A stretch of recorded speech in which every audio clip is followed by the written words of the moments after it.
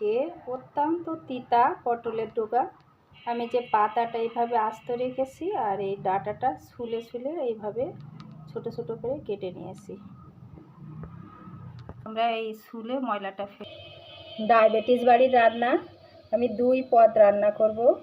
তো উপকরণ আজকে মানে এখন যেটা রান্না করব সেইটা হলো আমার এই যে একটু পেঁয়াজ কুচি, রসুন কুচি, কাঁচামরিচ কুচি আর একটু জিরা, ধনিয়ার গুঁড়া। দেখতে থাকুন। আমি পাত্রটার এই যে জালটা ধরাই দিয়েছি আর পুষ্টিমতে আমি এটা চাপিয়ে দিচ্ছি।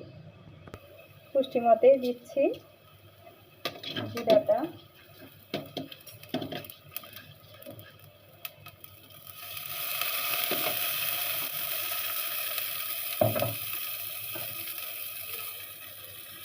এই যে পটল আমি এই আটি আসলে এত ভালো এবং এত পুষ্টিকর, এটা দিয়ে যা রান্না হবে।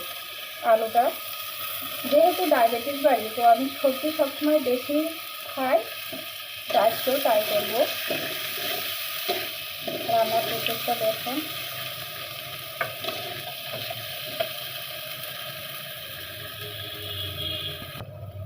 মাছের তেল দিয়ে রান্না হবে। আর আমি এই যে পাত্রটা এইভাবে ফাঁকা করে নিলাম। পাঙাশ মাছের এইগুলা আমরা প্রায় ফেলেই দিই। আজকে এটা দিয়েই আমি পটলের শাক রান্না করব আর অনেক টেস্টিও হবে।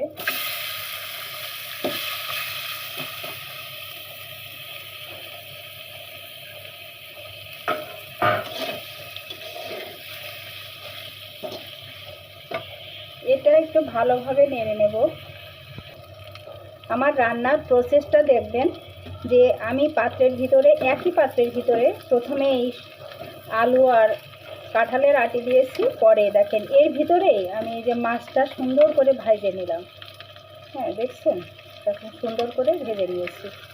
হ্যাঁ, মাছের মেটে এবং তেল সবই সুন্দরভাবে আমি ভেজে নিয়েছি।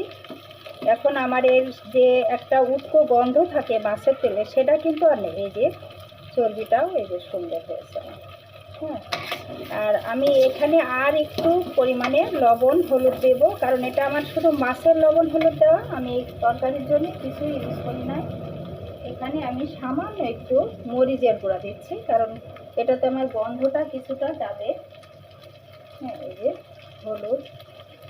আমি এই সবজিতে ধনিয়ার গুঁড়া দেবো এবং এটা এখনই দেবো, কারণ আমার এই পটলের যে রান্নাটা, এই রান্নাটাতে মূলত আমার জালটা খুব কম লাগে। তো এখন এই মাছের প্রসেসের সাথে আমি সবজি রান্নার প্রসেসটা করে ফেলছি। খুব সুন্দর হয়েছে।